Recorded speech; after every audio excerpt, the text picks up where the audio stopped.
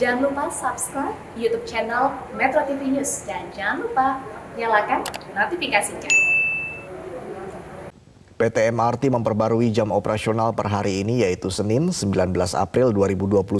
Perubahan ini menyusul perpanjangan PPKM Mikro di Provinsi DKI Jakarta. Informasi selengkapnya segera disampaikan Nadine Utomo melaporkan langsung dari kawasan Bundaran HI, Jakarta Pusat. Nadine, apa saja perubahan jam operasional MRT? Ya Reza, untuk jam ataupun operasional MRT dimulai hari ini sudah dibuka sekitar 5 menit yang lalu, yaitu pukul 5 waktu Indonesia bagian Barat, dan akan selesai operasionalnya pada pukul 23 waktu Indonesia bagian Barat. Itu untuk di hari kerja, tepatnya hari Senin hingga hari Jumat.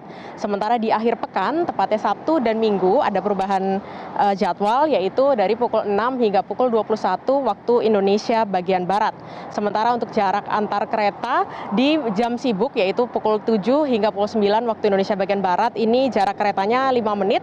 Sementara untuk jam di luar jam sibuk, yaitu adalah jarak antar keretanya 10 menit saja.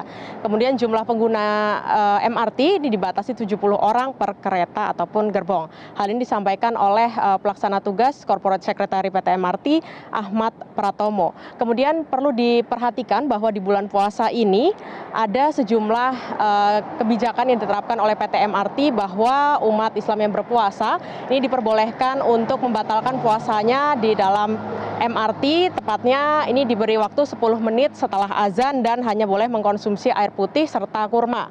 Jadi artinya minuman dan juga kudapan selain air putih dan kurma ini tidak diperbolehkan. Sementara itu boleh dilakukan ini di area berbayar. Dan kemudian kita juga lihat bahwa sebetulnya dari PT MRT ini sudah sembari sedikit demi sedikit memperbarui jam operasional, dan ini pun mengikuti kebijakan dari daerah masing-masing, tepatnya di pemerintah Provinsi DKI Jakarta. Reza. Iya, Nadine, mungkin Anda bisa jelaskan seperti apa implementasi PPKM Mikro dalam kebijakan transportasi di DKI Jakarta?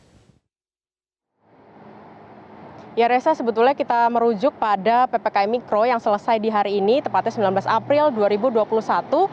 Sebetulnya belum ada keterangan resmi dari pemerintah pusat ataupun pemerintah daerah, namun kita lihat dari PT MRT sendiri sudah memperbarui jam operasional. Kemudian di satu sisi kita lihat juga dari sejumlah salah satu pihak, tepatnya Kementerian Dalam Negeri, yaitu adalah Direktur Jenderal Bina Administrasi Kewilayahan Kementerian Dalam Negeri, Safrizal, yang menyampaikan bahwa memang kemungkinan besar ini PPKM Mikro akan diperpanjang.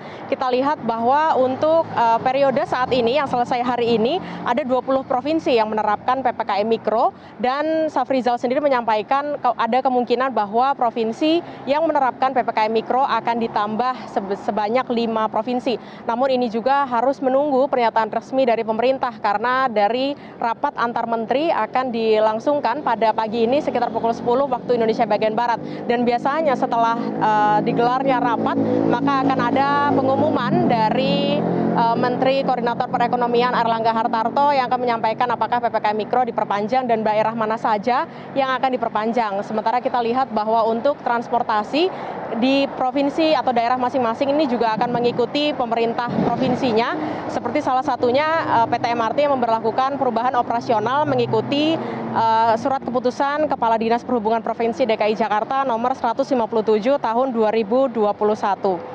Kita juga lihat bahwa pemerintah juga sudah memperketat syarat-syarat bagi wilayah yang memberlakukan PPKM Mikro, seperti ada 3 zona kuning, oranye, dan merah. Untuk zona kuning ini jika ada 1 hingga 2 rumah yang memiliki pasien positif COVID-19 itu dikatakan sebagai zona kuning. Sementara oranye yaitu 3 hingga 5 rumah yang terinfeksi positif COVID-19.